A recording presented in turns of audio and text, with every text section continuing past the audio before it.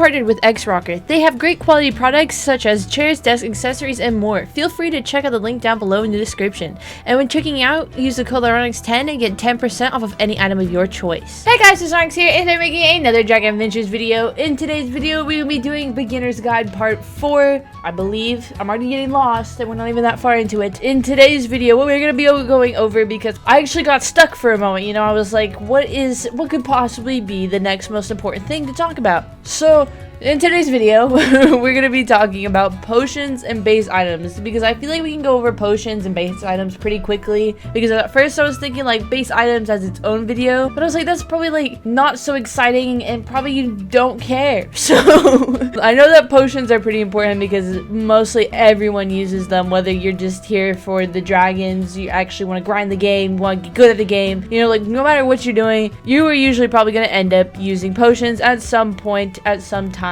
within this game. So I felt like I would go over the different types of potions, how you can get them a few different ways, and then anything else about them that just pops into mind, because I feel like what they are and how to get them are like the only two important things there. And then we're gonna quickly go over base items and what they can do to help you and why they are important and not just accessories, you know? So first of all, we have potions. Now the first thing obviously I want to talk about here is how to get them. So how you can get them.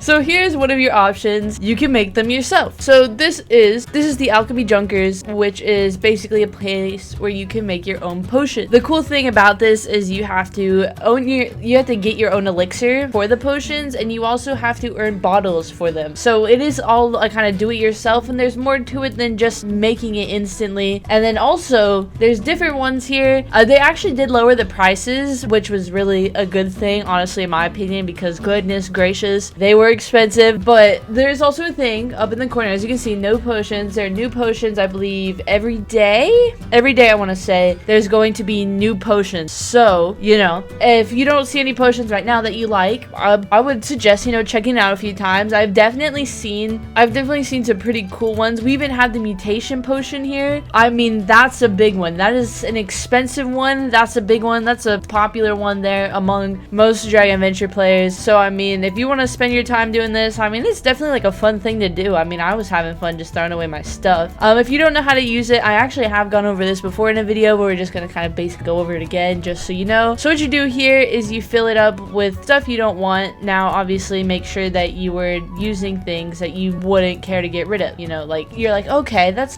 fine, I'm not using it anyways. Like those coconuts I probably could have sold them, but you know, for the purpose. Now you can see that the bar, it's lower, but there was a thing that just popped up that said I just got 2 elixirs, so it went up twice and then it's like kind of restarting. So basically what you do is you fill up the bar and then it gets you 1 elixir per thing you fill up, which is kind of the painful thing here because, you know, goodness gracious, I don't have that many good things. Oh goodness, you guys, what? You can get rid of potions to make potions? Is that even worth it? I don't even think that would be worth it. Okay, like honestly, just talking like you and me, being honest here, I don't think it's worth it. But here, let's see.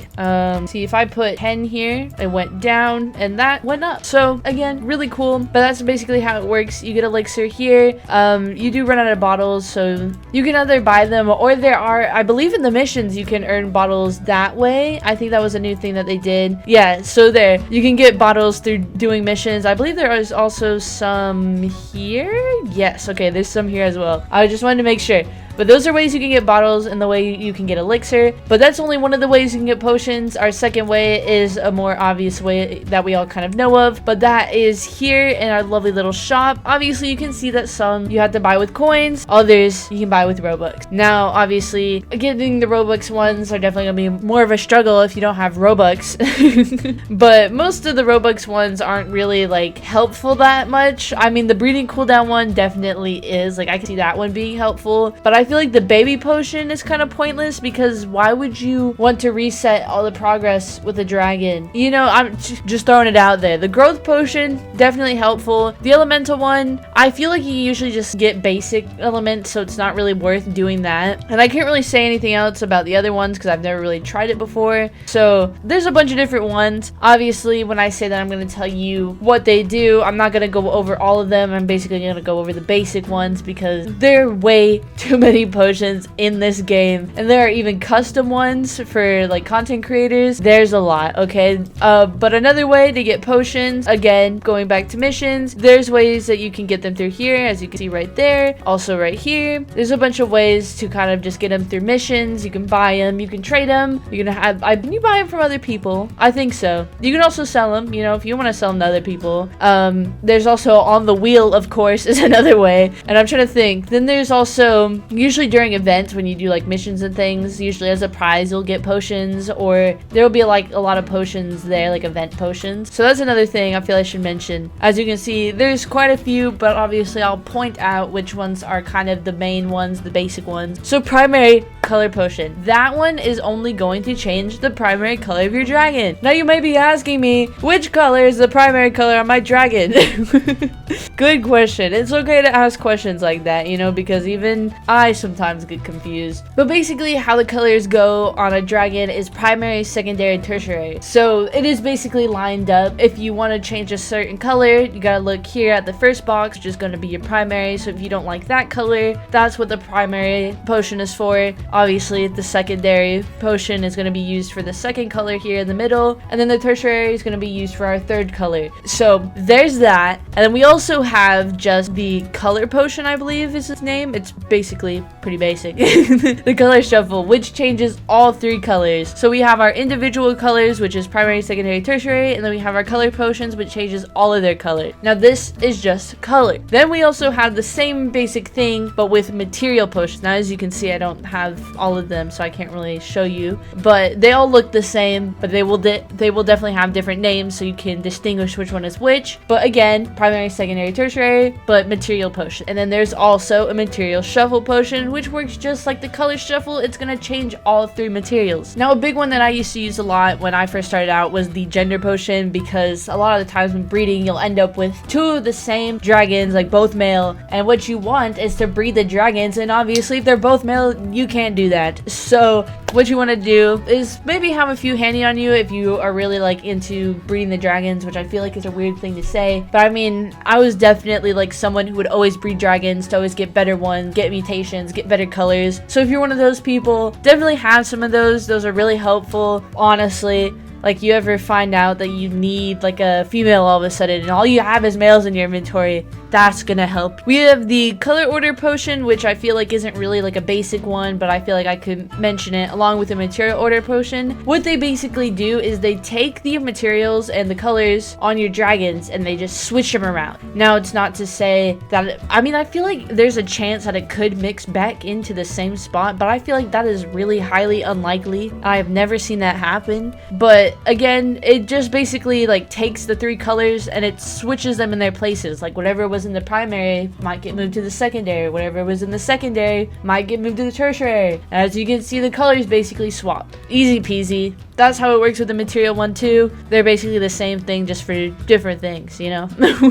I feel like I explain it and then it's like harder to follow. Now one that I don't have, which is kind of like a important one that I did mention earlier, is the mutation potion. That one is going to give you one mutation per potion, and basically mutations are the things on your dragon that are kind of cool, okay?